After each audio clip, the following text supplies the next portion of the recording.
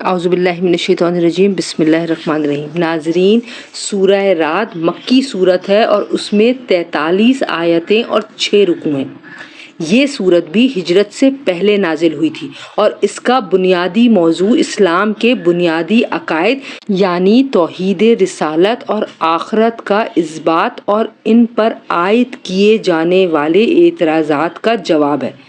پچھلی صورت یعنی سورہ یوسف کے آخری آیت نمبر 105 میں اللہ تعالیٰ نے فرمایا تھا کہ آسمانوں اور زمین میں اللہ تعالیٰ کی قدرت کاملہ اور اس کی وحدانیت کی بہت سی نشانیاں پھیلی ہوئی ہیں، لیکن کفار ان کی طرف دھیان دینے کے بجائے ان سے منہ موڑے ہوئے ہیں۔ اب اس صورت میں کائنات کی ان نشانیوں کی کچھ تفصیل بیان فرمائی گئی ہے جو پکار کر کہہ رہی ہیں کہ جس قادر مطلق نے اس کائنات کا یہ مہیر العقول نظام بنایا ہے، اسے اپنی خدائی قائم کرنے کے لیے کسی مددگار یا شریک کی ضرورت نہیں ہے۔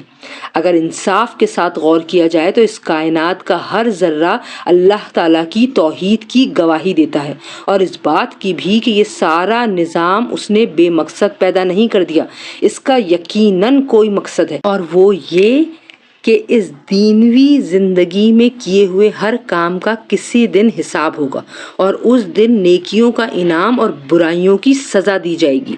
اس سے خود بخود آخرت کا عقیدہ ثابت ہوتا ہے۔ پھر نیکی اور برائی کا تعین کرنے کے لیے ضروری ہے کہ اللہ تعالیٰ کی طرف سے واضح ہدایات بندوں کو دی جائیں۔ ان ہدایات کا ذریعہ اللہ تعالیٰ کے پیغمبر ہیں جو وحی کے ذریعے اللہ تعالیٰ کے احکام معلوم کر کے دنیا والوں تک پہنچاتے ہیں، لہٰذا اسی سے رسالت کا عقیدہ بھی ثابت ہوتا ہے۔ کائنات کی جو نشانیاں اس صورت میں بیان کی گئی ہیں ان میں بادلوں کی گرج چمک بھی ہے، جس کا ذکر اس صورت کی آیت نمبر 13 میں آیا ہے۔